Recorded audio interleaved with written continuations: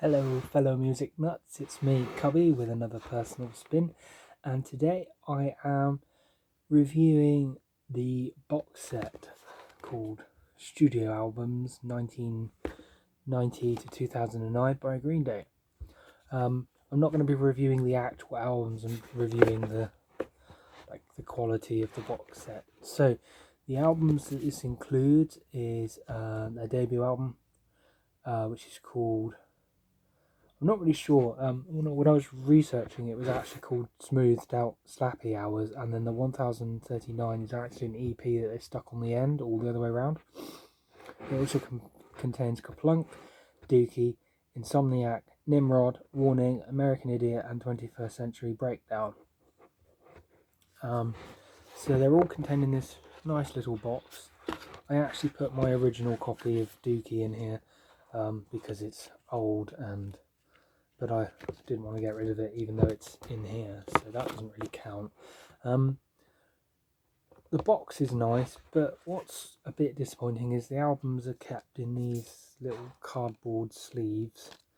They do contain like the original album artwork on the front and back, but there's no booklet or anything like that containing the lyrics or anything like that. So there's no lyrics, which is partly why I put that in there.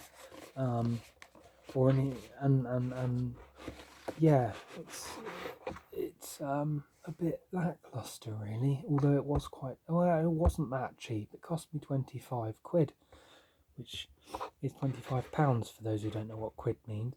And I was expecting at least a little booklet on the top that maybe had either some information or, you know, the lyrics. I mean, Green Day are a huge band. It's not like they couldn't afford to do it or anything. That said, it does contain all their first doink of albums, as it were, which I needed because I only had really old copies that were actually my sister's, and I sort of inherited off of her. Well, she sort of left them here when she moved out, and they weren't in the best condition because she listened to them all the time in the car and things like that. So I felt like it was time to get a fresh thingy, and I saw this box set and went, oh, problem solved, because to get them all would probably cost more than £25, but you'd also have booklets for them all and things like that, so I was a little bit disappointed about that. But overall it's pretty good. But I think the set would be more reasonably priced if it was £15 or £20. As for the albums themselves, they all sound fine. I mean, it's punk anyway, so it's not like, you know, audiophile sort of, it's supposed to sound gritty and stuff. And that's it really. There's not much to say because there's not a lot to it, basically. But it does mean I have the whole discography of Green Day. And you know what that means. There's a ranking video coming. But anyway, thank you for watching. If you haven't purchased this and you're thinking about it, or if you haven't got any of the albums or you've only got like one, it's probably worth getting this, unless you really want to get all of the albums with all the booklets in. It's cheaper to buy this, even though it doesn't have the booklet or a poster or anything like that. That said though, it could have been a lot better and higher quality, especially for 25 quid.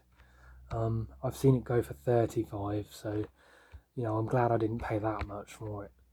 So all in all, it's difficult to rank really because it's got all the albums, which is great. Well, it's not all their albums, but like I'd say that their first period, as it were, their first 20 years. But is it 20 years? Yeah, just under. It's missing stuff, so I'm only going to give it a 7 out of 10 drums because I think it could have been presented far better, well, at least on the inside. So there we go. Thank you for watching. If you like my stuff, please like and subscribe, and I will see you soon with more ranking and reviews and stuff. Thank you very much. Goodbye.